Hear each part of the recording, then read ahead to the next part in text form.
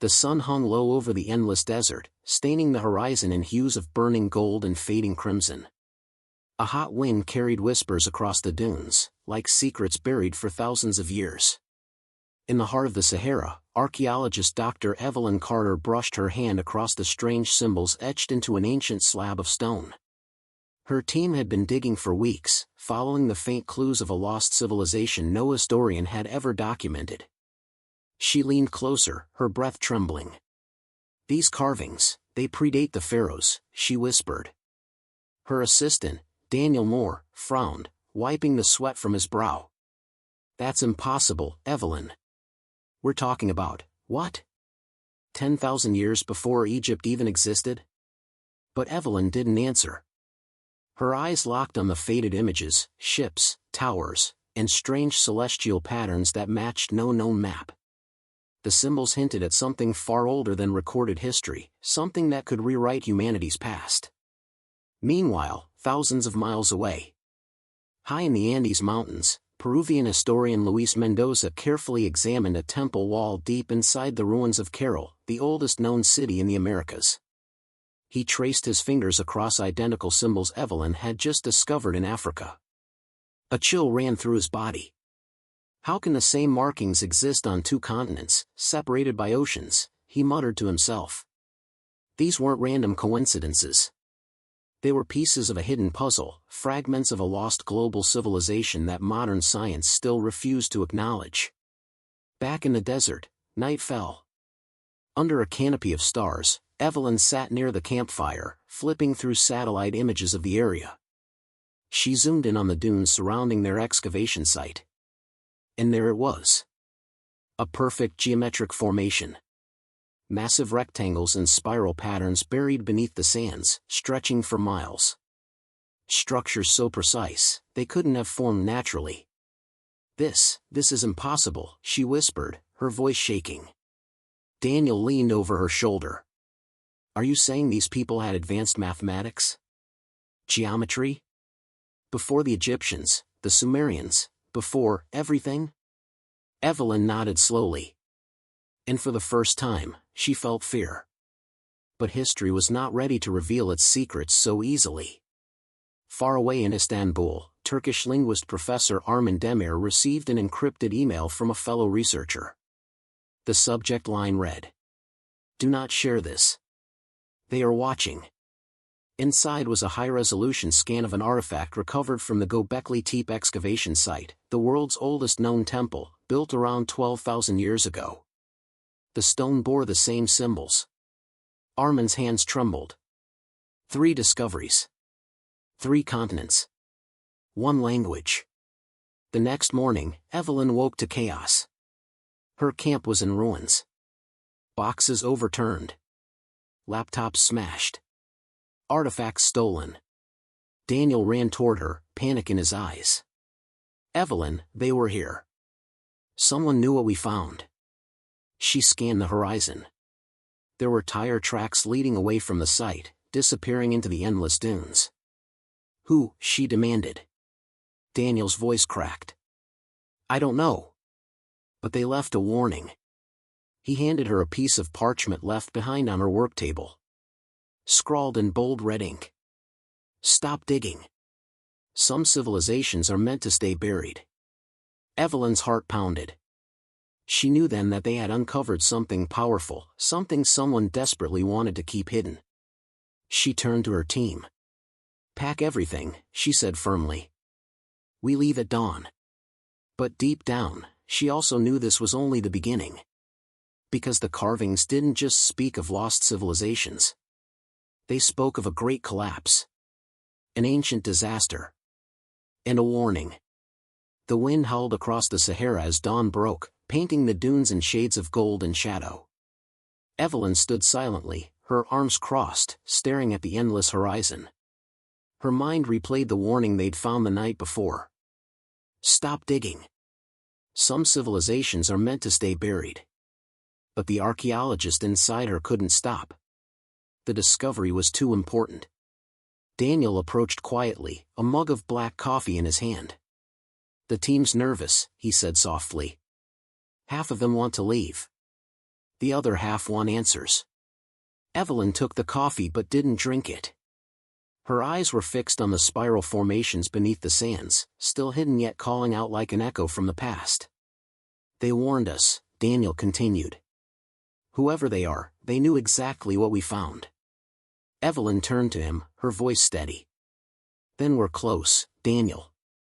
Close to the truth. And if someone wants this secret buried, that means it's bigger than we imagined. 2,000 miles away, in Istanbul. Professor Armin Demir leaned over a massive oak desk, surrounded by ancient manuscripts, high-resolution scans, and fragments of tablets from Göbekli Tepe. His eyes were bloodshot, his hands trembling. On his laptop, 3 images glowed side by side, Evelyn's carvings from the Sahara, Mendoza's markings in Cairo, and the Göbekli Tepe symbols. They were identical. He enlarged one symbol in particular, an intricate spiral encircling a sun. He had seen it once before. Buried deep in the restricted archives of the Topkapi Palace, there existed a map drawn by the Ottoman cartographer Piri Reis in 1513. The map was famous for showing Antarctica centuries before its discovery, but Armin had once spotted something far stranger hidden in its faded ink. The same spiral. His phone buzzed. A message appeared from an unknown number. Do not pursue this, Professor. You are walking into dangerous territory. Armin's breath caught in his throat. He stared at the screen, frozen. How did they know what he was researching? Back in Peru. Luis Mendoza descended deeper into a hidden chamber beneath the ruins of Cairo. The narrow staircase twisted down into darkness, lit only by his trembling torch. His assistant, Camila Rojas, followed closely behind, holding a small tablet. Professor, are you sure about this? She whispered. Luis didn't respond. His breath was ragged, his heart pounding. Hours earlier, a violent storm had uncovered a collapsed passage beneath the ruins, a tunnel no archaeologist had ever documented. When they reached the bottom, Luis froze. Before them stood a massive stone door engraved with the same spiral symbols. At its center was an ancient inscription, worn but still legible. The earth remembers. Camila touched the carvings gently. What does it mean? Luis whispered, almost to himself, it means, something happened here. Something catastrophic. He leaned closer to the inscription, tracing the grooves with his fingers. The people of Cairo, he murmured, they weren't just building temples. They were leaving warnings. Camila's voice trembled. Warnings about what? Luis turned to her slowly, his face pale. The collapse, he said. Back in the Sahara. Evelyn's team packed their gear as armored jeeps approached from the north. Dust clouds rose in the distance, shimmering under the relentless sun. Daniel cursed under his breath. Who are they? Evelyn grabbed her binoculars and froze. 6 vehicles. No markings. Armed men. They're not journalists, she muttered. The jeeps stopped just short of their camp. A tall man in a black suit stepped out, flanked by guards. He removed his sunglasses and smiled faintly. Dr. Carter, he said smoothly. I'm Agent Morgan. I represent a private organization with vested interests in your findings. Evelyn crossed her arms. I wasn't aware my excavation was public knowledge. Agent Morgan's smile never faltered. It isn't. But some knowledge, he said, lowering his voice, is too dangerous to leave in the wrong hands. Daniel stepped forward. And by wrong hands, you mean us? Morgan ignored him. He turned back to Evelyn. You found something extraordinary here. But there are forces, ancient forces, tied to this discovery. I strongly advise you to walk away. Evelyn stared at him, unblinking. Why? What's buried under these sands? Morgan hesitated, then leaned closer. The same thing buried under the ice of Antarctica, and beneath the ruins in Peru. Later that night, the team huddled around the campfire as the desert wind screamed through the darkness. Evelyn laid out photographs of the carvings, satellite images, and fragments of artifacts. Daniel rubbed his temples. So let me get this straight. We've got identical symbols, in Africa, Peru, and Turkey. And now this guy shows up warning us to stop? Evelyn nodded. Luis's name appeared on her satellite phone. She answered immediately. Evelyn, his voice cracked through static, I found something beneath Carol, a door. It's sealed shut, but the markings, they're warnings. The same spiral. The same patterns. Evelyn's heart raced. Luis, listen to me. We're dealing with something global. Something ancient. Luis hesitated. There's more. The door, it's magnetized. Whatever's behind it, it's still active. Her breath caught. Active? Before she could respond, the line went dead. Meanwhile, in Istanbul, Professor Armin unlocked a hidden compartment beneath his desk, retrieving an old leather-bound journal. Inside were sketches of the Piri Reis map, including fragments never released to the public. He traced his finger along an ancient annotation scribbled in Ottoman Turkish. The lands before the Great Flood. Suddenly, the lights in his office flickered. He froze. From outside, footsteps echoed down the empty hallway. Someone was coming. He quickly grabbed the journal, stuffed it into his satchel, and slipped out the back in trance. Because if his theory was right, this wasn't just about lost civilizations. It was about a catastrophe that had wiped them all out. And it could happen again. The desert night was silent, except for the restless whistling of the wind.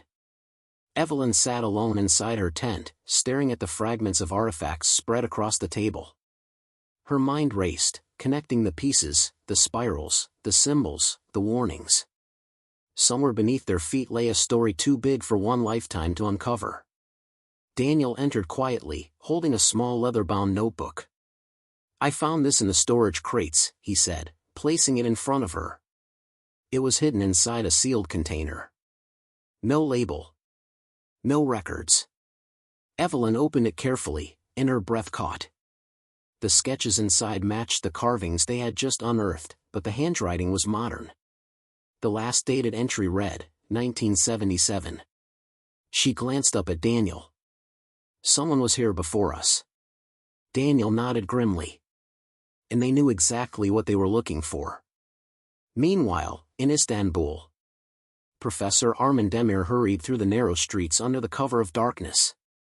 The old city seemed alive with shadows, and every distant footstep made his pulse quicken. Clutching the Piri Reis journal tightly under his coat, he entered a small, dimly lit cafe where an old friend awaited him, Dr. Yasmin El-Amin, a linguistic anthropologist who had spent years studying ancient pre-flood languages. He slid the journal across the table. Look at this, Yasmin, Armin whispered. The annotations. They speak of lands, lost before the ocean swallowed them. Yasmin scanned the faded script. This isn't just a map, she murmured. It's a record of survival. They were documenting the world before the disaster. Armin leaned in, lowering his voice. And the spirals, they're markers. Coordinates, Yasmin. If I'm right, they point to something buried deep beneath the earth. Before Yasmin could respond, the door creaked open. Two men in black coats entered, scanning the room. Armin tensed, his grip tightening on the journal. They found us, he whispered. In Peru. Luis Mendoza stood before the sealed stone door deep beneath the ruins of Carol. His hand hovered over the spiraled engravings, his torchlight dancing on the ancient inscriptions. Camila crouched beside him, whispering nervously. Professor, I don't like this.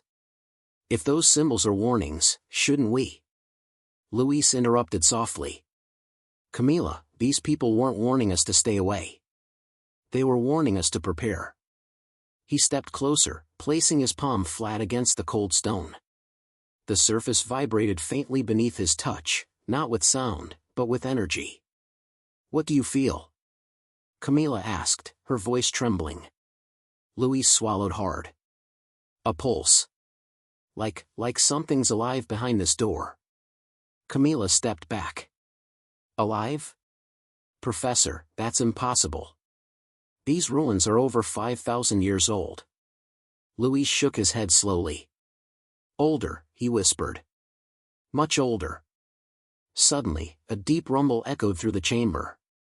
The ground trembled. Camila grabbed his arm. Luis, we need to leave. But Luis didn't move. His eyes widened as faint golden light seeped through the cracks of the sealed door. Back in the Sahara, Evelyn and Daniel gathered the team in the command tent. On the table lay the recovered notebook, Evelyn's photographs, and Luis's last transmission from Carol. Listen to this, Evelyn said, pressing play. Luis's voice crackled through the static. The door is magnetized, the symbols match, there's something behind it, Evelyn. Something active. The recording ended abruptly. Daniel leaned forward, his brow furrowed. If whatever's behind that door has been active for thousands of years, then maybe these weren't just civilizations. Maybe they were custodians. Evelyn glanced up sharply. Custodians of what? Before anyone could answer, the satellite phone rang. It was Armin. Evelyn, his voice trembled, I've confirmed it. The spirals, their coordinates. And they don't just connect Carol, Göbekli Tepe, and the Sahara, they connect dozens of sites. But there's one more. The biggest one of all. She held her breath. Where? There was silence on the line for a moment, then Armin whispered. Antarctica. The frozen continent. Thousands of miles away, deep beneath the Antarctic ice, a classified U.S. research team drilled into a massive cavern discovered through satellite scans. The lead scientist, Dr. Marcus Hale, watched the laser sensors map out the void below. His assistant approached cautiously. Sir, we're nearly through. Another 30 feet. Hale nodded but kept his eyes fixed on the monitors. Inside the ice cavern was an impossibly perfect circular structure, measuring over 2 miles across. He didn't know what Evelyn had found in the Sahara. He didn't know about Luis in Peru. But he would. Because beneath the Antarctic ice was the largest spiral ever recorded. Nightfall in the Sahara. The desert had grown quiet. Too quiet. Daniel stood outside the camp, scanning the horizon with thermal binoculars. A faint heat signature flickered in the distance. Evelyn, he called softly, we're being watched. Within seconds, the camp plunged into darkness. The generators were dead. The team scrambled for flashlights, and then came the unmistakable sound of engines, approaching fast. Evelyn grabbed the recovered notebook, the photographs, and her hard drives, shoving them into a secure case. Everyone inside the trucks, now! Daniel hesitated. What about the excavation site? As they sped into the darkness, Evelyn glanced back at the dunes. For just a moment, under the moonlight, she saw it, a faint glow beneath the sands. The spiral. Meanwhile, in Peru, Luis and Camila backed away slowly as the stone door shifted with a low groan. Dust fell from the ceiling, and the golden light grew brighter. Professor, Camila whispered, I think it's opening. Luis grabbed her wrist, his voice low but steady. Stay behind me. The door cracked open just enough to reveal a chamber filled with impossibly intricate machinery. Massive bronze-like gears, crystalline panels, and strange conduits glowing faintly, technology unlike anything recorded in human history. Camila's voice trembled. Luis, this shouldn't exist. He stepped inside cautiously, his hand brushing one of the glowing conduits. It pulsed faintly beneath his fingertips. Suddenly, an ancient mechanism deep within the chamber roared to life. The symbols on the walls lit up. And somewhere far away, beneath the Sahara, Evelyn's excavation site began to vibrate. This was no coincidence. These sites were connected. And something ancient, was waking up. The vibrations beneath the Sahara were faint at first, barely noticeable. But Evelyn felt them through the soles of her boots as she stood outside the excavation site, her breath fogging in the cold desert night. Daniel joined her, holding a handheld seismograph. It's happening again, he said softly, watching the readings spike. The activity's increasing. Whatever Luis triggered in Peru, it's connected to this. Evelyn glanced toward the dunes, where the spiral-shaped formations lay buried beneath the sand. And if these sites are linked, she said, then we're standing on part of a much larger network. Daniel frowned, rubbing the back of his neck. A network built thousands of years before recorded history. But why? Before Evelyn could respond, her satellite phone buzzed. It was Professor Armand Emir. "Evelyn," he said, his voice urgent and uneven. "I've analyzed the coordinates. I've compared every spiral, every inscription. They're not just warnings, they're signals." Evelyn's grip tightened on the phone. "Signals? For whom?" Armin hesitated, lowering his voice. "Not whom. When. The symbols reference cycles, time markers. They're pointing to events that repeat." Daniel leaned in, listening closely. Armin continued, "There's evidence of a massive global catastrophe around 12,800 years ago, the Younger Dryas impact. A sudden freeze. Extinctions. Collapse.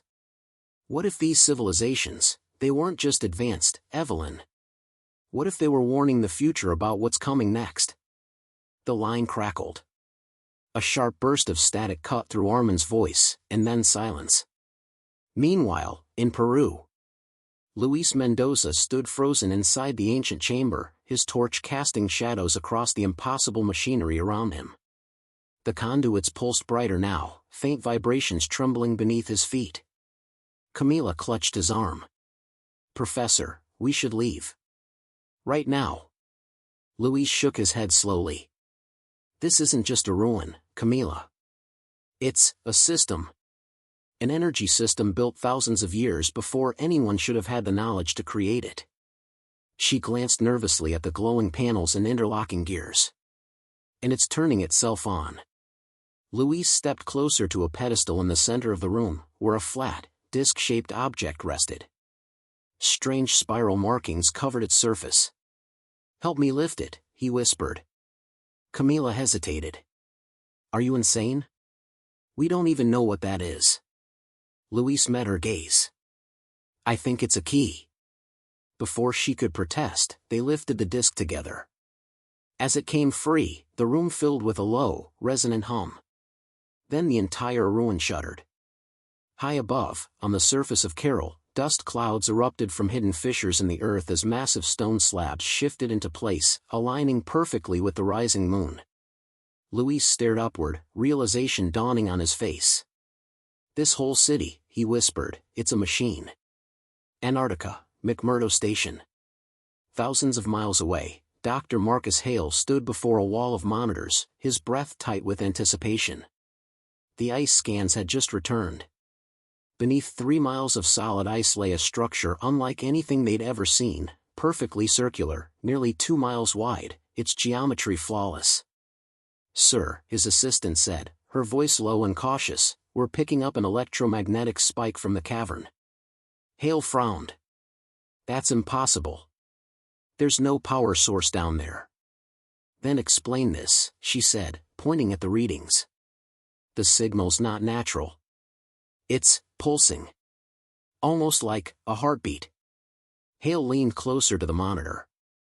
The frequency was steady, deliberate. Then his phone rang. "Dr. Hale," a deep voice said on the other end, "this is Agent Morgan." Hale recognized the name immediately, the same mysterious operative who had confronted Evelyn in the Sahara. "Whatever you're detecting beneath the ice," Morgan said calmly, "stop digging.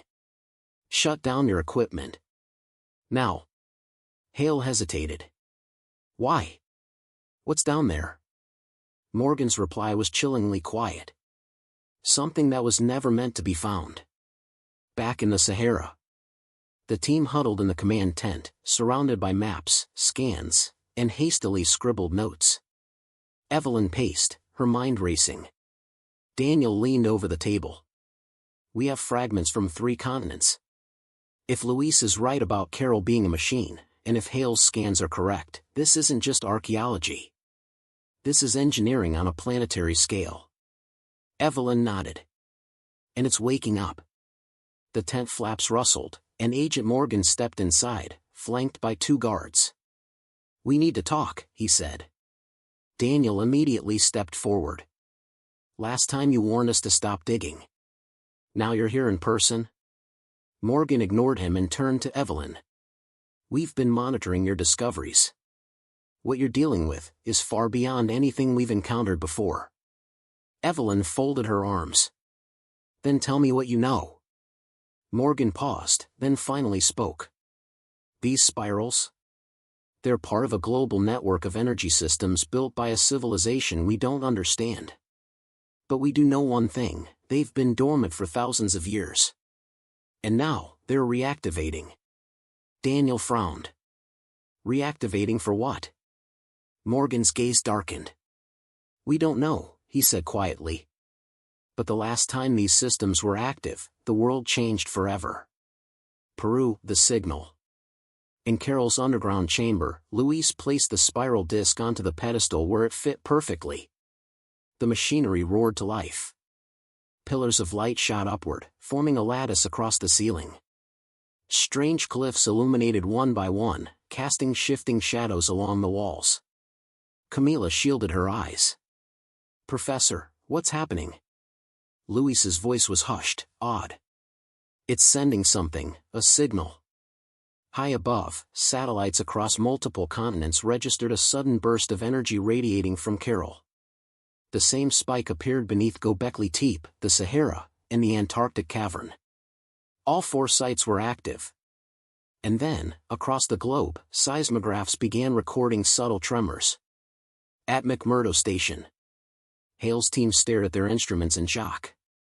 The Antarctic structure beneath the ice had begun vibrating at the exact same frequency as Carol. "We're getting readings off the charts," his assistant shouted.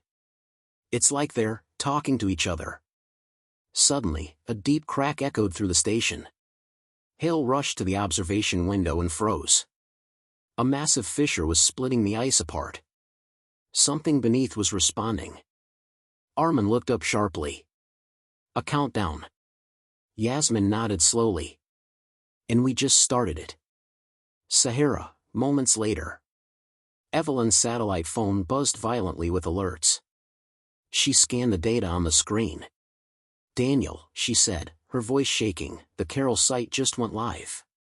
And so did Antarctica." Daniel looked at her, his face pale. "Evelyn, what happens when they all fully synchronize?" Evelyn stared into the darkness beyond the dunes, her heart pounding. "I think," she whispered, "we're about to find out." The desert air was heavy with silence. Evelyn stood atop a dune, staring at the glowing spirals beneath the sands as the faint tremors rippled beneath her feet. Daniel rushed toward her, breathless, holding a satellite tablet. "They've all synchronized," he said urgently. "Carol, Göbekli Tepe, Antarctica, and here, they're transmitting on the same frequency." Evelyn's chest tightened. "How long before something happens?" Daniel shook his head. "No idea. But look at this." On the screen, the satellite map displayed lines of energy, invisible until now, connecting the 4 sites in perfect alignment. At the center of these converging lines was a single point, deep beneath the Atlantic Ocean. Before Evelyn could respond, Agent Morgan approached, his expression grave. "That's the origin," he said quietly. "Whatever these civilizations built, it leads there."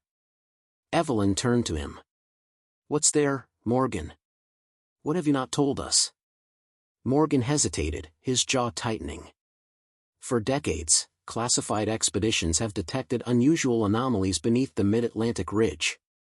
We never understood them. Now we do." He looked Evelyn straight in the eyes. "It's where it began. And maybe where it ends." Meanwhile, in Peru, Luis Mendoza stood inside the glowing chamber, staring as the spiral disc pulsed steadily beneath his hand. Camila stepped closer, her voice trembling. "Professor, this isn't just power. It's communicating."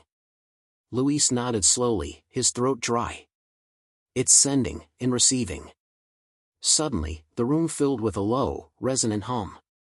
The light from the walls intensified until it reflected in Camila's wide eyes. The glyphs shifted, rearranging themselves into patterns neither of them had ever seen.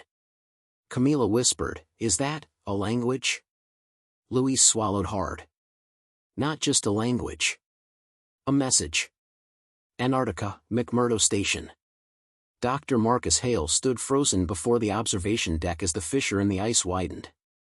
From deep within the cavern, light erupted, soft at first, then blinding. His assistant shielded her face. "Sir, the readings are off the scale." Hale didn't answer. He was staring at the spiral pattern now carved into the exposed ice. Beneath it lay the same symbols Evelyn had uncovered in the Sahara. And then he understood. "They weren't just monuments," he whispered. "They're keys." Before he could explain, the cavern's sensors lit up with proximity alerts. Something massive was moving beneath the ice. Back in Istanbul, Armin Demir sat hunched over the Pyrie Reis map, his hands shaking as Yasmin deciphered the last set of annotations. Her voice was quiet, reverent. "They built these systems to endure, not for themselves, but for us." Armin looked at her, his eyes wide. "You're saying they knew?"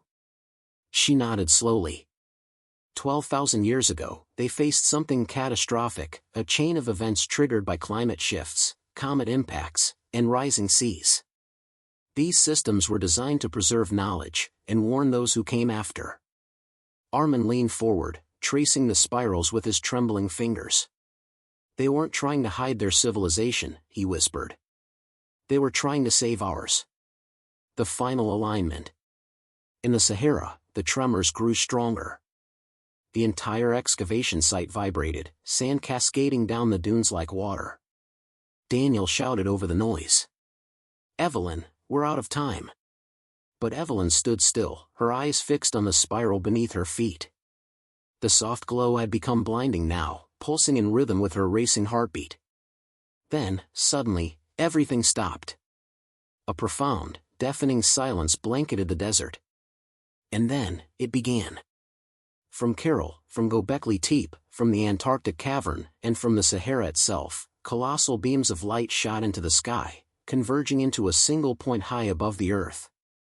The satellites went dark. Global communication systems collapsed. The entire world looked up as the night sky split with brilliant lines of energy weaving an ancient pattern, a map written in the stars. The message. In Cairo, Luis and Camila watched in awe as the ancient glyphs resolved into clear symbols. The pedestal emitted a soft tone, followed by a projection of the spiral, now complete. Camila whispered, "Professor, its coordinates." Luis stared at the glowing image, his voice breaking. "They're pointing us to the Atlantic." At that exact moment, Evelyn's satellite phone reconnected for the first time since the blackout. Luis's voice came through, breathless, "Evelyn, the network wasn't built to destroy us. It's showing us the way. They wanted us to find something." Evelyn's heart pounded. "Something at the origin point." Morgan's voice was low, cautious. "Or someone." The descent. Weeks later, an international expedition sailed into the heart of the Atlantic Ocean. Scientists, historians, linguists, and engineers worked together under a shroud of secrecy.